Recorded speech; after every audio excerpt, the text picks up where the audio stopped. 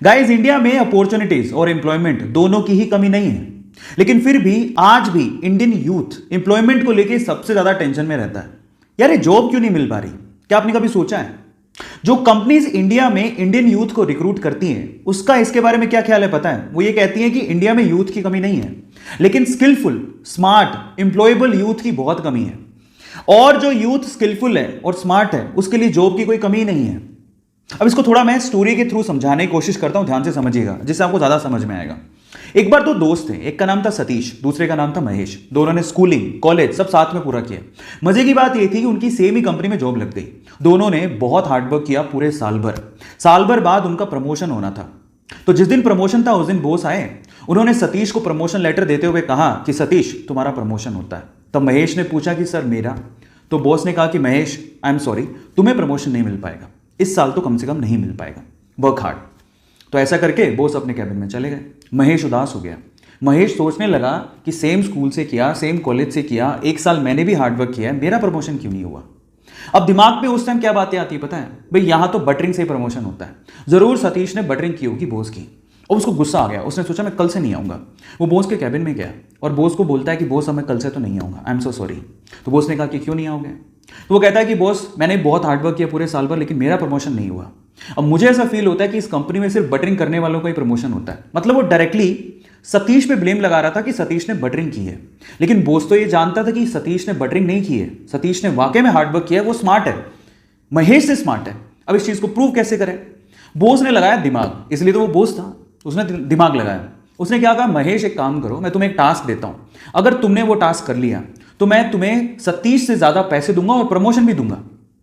महेश ने कहा ठीक है।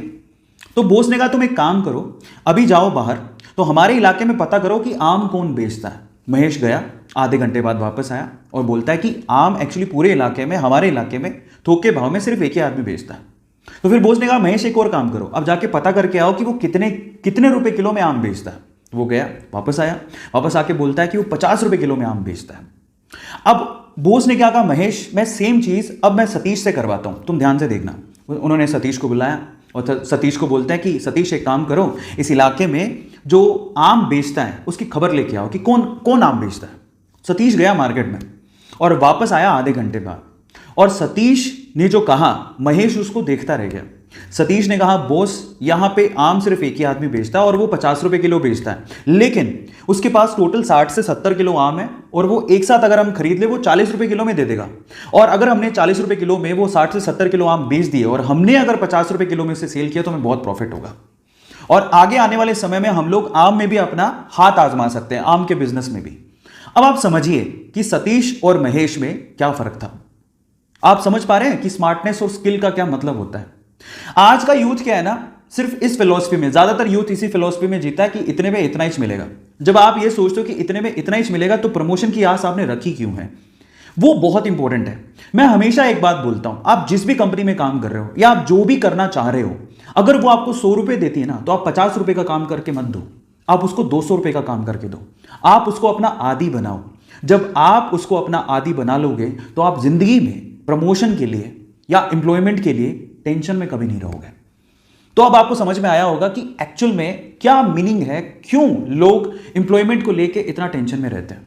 सो गाइस, मेरी तरफ से मैंने समझाने की कोशिश करी है। ऐसी अमेजिंग स्टोरीज के लिए यूट्यूब पे हमारे चैनल को सब्सक्राइब कर लीजिए, और अगर आप इंस्टाग्राम पे देख रहे हैं तो मुझे फॉलो करना मत भूलिएगा, और इस स्टोरी को लोगों के साथ शेयर जरूर करिएगा ताकि वो समझें कि यूथ और स्किलफुल यूथ में क्या फर्क है।